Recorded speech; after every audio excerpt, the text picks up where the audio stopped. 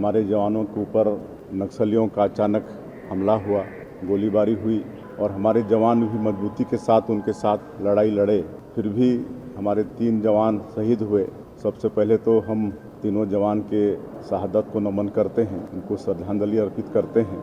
और 14 जवान घायल हुए, जिसमें से जो ज़्यादा इंजर्ड थे 8 जवानों को एयरलिफ्ट करके रायपुर लाया गया और रायपुर के दोनों अस्पताल बालाजी और नारायणा, उसमें 4-4 हमारे घायल जवान एडमिट हैं, जिनको हम कल रात को ही देखने गए थे। उनसे मुलाकात किए, हमारे गृह मंत्री जी भी थे और सभी सुरक्षित हैं, मतलब खतरे से बाहर हैं, जल्दी स्वस्थ हो जाएंगे।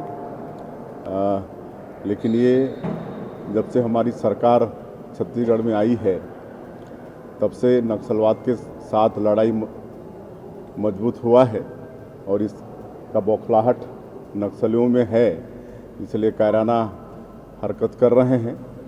लेकिन हमारे जवान बिल्कुल भी निराश नहीं हैं।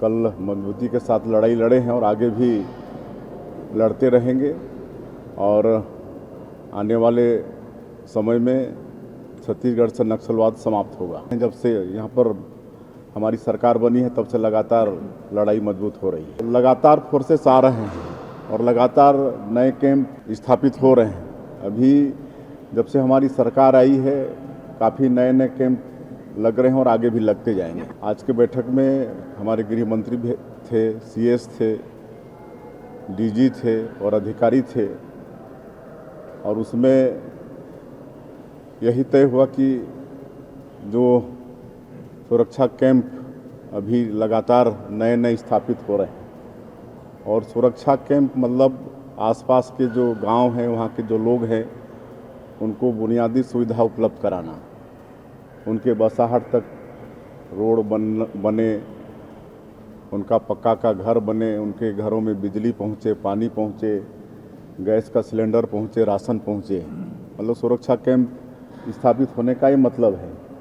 लेकिन शायद नक्सलियों को ये भी मतलब अच्छा नहीं लगता है कि गरीबों के पास सरकार की ये सब सुख सुविधाएँ पहुँचे और इस तरह से सुरक्षा कैंप का लोग विरोध करते हैं। लेकिन हमारे जवान बिल्कुल भी हतोत्साहित नहीं हैं और सरकार पूरी तरह से उनके साथ में है और मजबूती के साथ लड़ाई लड़ेंगे। पिछली सरकार गंभीरता से नक्सलवाद के साथ लड़ाई नहीं लड़ी और इसी का परिणाम है कि आज इनका हौसला बुलंद हुआ है।